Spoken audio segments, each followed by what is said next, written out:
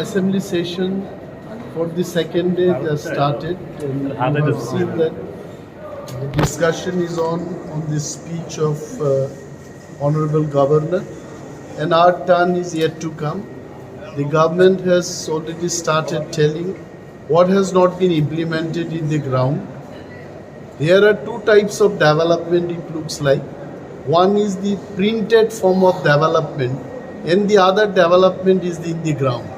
So we are here in the opposition bench to show the real picture of the interior Tripura and the grassroots reality. So you please wait, because the second session of the day will start after 2.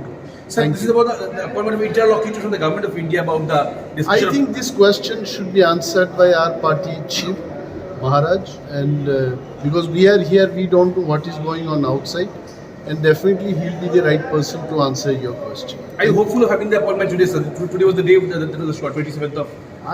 Yeah, this is what we got to know from the center, but the actual answer will be given by our party chief. Thank you. Thanks.